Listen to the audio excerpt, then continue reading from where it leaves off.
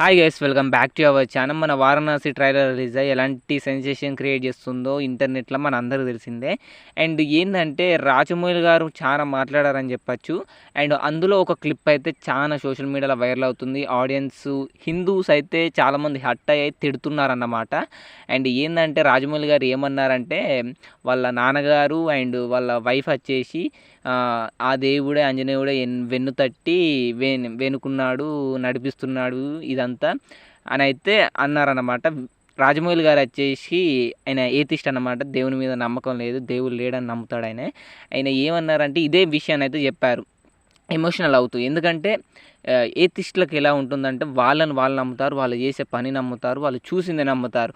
అలాంటి వాళ్ళకు ఏంటంటే ఇదంతా ఆయన కష్టపడ్డాడు చాలా. ఈ సినిమా కోసం 1 year కష్టపడితే వాళ్ళు ఇగో దేవుడే ఇదంతా చేస్తున్నాడు, నిన్ను వెన్ను తట్టి నడిపిస్తున్నాడు, ఆయనే చేపిస్తున్నాడు అంటే ఆయన ఎమోషనల్గా ఫీల్ అయ్యాడు చాలా బాధగా. నేను ఇంత కష్టపడితే నన్ను ఎవరు అర్థం చేసుకోవట్లేదు, ఇదంతా దేవుని వల్లనే జరిగింది అని అనడం వల్ల ఆయన చాలా ఎమోషనల్ అయ్యారు. చాలామంది ఇది వీడియో బాగా వైరల్ అయ్యి చాలామంది అయితే మన రాజమౌళి గారిని అయితే తిడుతున్నారు భయ్య.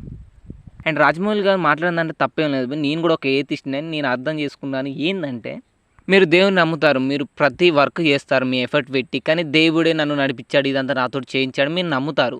కానీ ఏతిస్టులు అలా నమ్మరు, వాళ్ళే నమ్ముతారు, వాళ్ళ కష్టాన్నే వాళ్ళు నమ్ముతారు. అండ్ నేను ఇంత కష్టపడ్డాను, నా ఫ్యామిలీ, నా ఫాదర్, నా వైఫే అర్థం చేసుకోవట్లేదు, నా ఎఫర్ట్ని ఎవరు గుర్తిస్తలేరని ఎమోషనల్గా ఆయన మాట్లాడారు గంతే. ఇప్పుడు ఒక ఏతిస్ట్ వచ్చి దేవుడు లేడు అని మిమ్మల్ని మీ నమ్మకాన్ని హేళన చేస్తే మీకు ఎలా ఉంటుంది? ఆయన నమ్మకాన్ని కూడా ఇప్పుడు హేళన చేసినట్టు అయింది అక్కడ. అందుకే ఆయన ఎమోషనల్గా ఫీల్ అయ్యి స్టేజ్ మీద చెప్పాడు అంతే. మరి ఆ ఏతిస్ట్ అయిన దేవుళ్ళ సినిమాలు ఎందుకు తీస్తున్నారంటే రైటర్ అలా నాన్న అలాంటి రైటర్ రాస్తున్నారు కాబట్టి, ఆ స్టోరీస్ ఆయన తీసుకున్నాడు కాబట్టి ఆ స్టోరీకి తగ్గట్టుగానే సినిమా తీయాలి. అండ్ ఇండియాలో ఎక్కువ శాతం హిందూసు దేవుని నమ్మే వాళ్ళు ఉన్నారు కాబట్టి సినిమా నడవాలంటే దాని కాన్సెప్ట్స్ మీదనే తీయాలి అలాంటి స్టోరీ రాసినప్పుడు. అండ్ ఆయనకు మహాభారతం, రామాయణం లాంటి స్టోరీస్ అంటే ఇష్టం. ఆయనకు స్టోరీ అంటే ఇష్టం. దేవుడు ఉన్నాడని నమ్మట్లేదు కానీ స్టోరీస్ అంటే ఆయనకు ఇష్టం. అందుకే అలాంటి సినిమాస్ తీస్తున్నాడు వాళ్ళ నాన్నగారు రాసిన స్టోరీస్ ప్రకారం. నాకు కూడా మహాభారతం, రావణి క్యారెక్టర్ ఇలా ఈ స్టోరీస్ అన్ని ఇష్టం. అవి నాకు నచ్చినంత మాత్రాన దేవుళ్ళు ఉన్నారని, నన్ను దేవుడే నడిపిస్తున్నాడని నేను అనను. ఆయన కూడా అలానే అన్నాడు. అండ్ దీనిపై మీరేమనుకుంటున్నారు వీడియో కింద కామెంట్ చేయండి.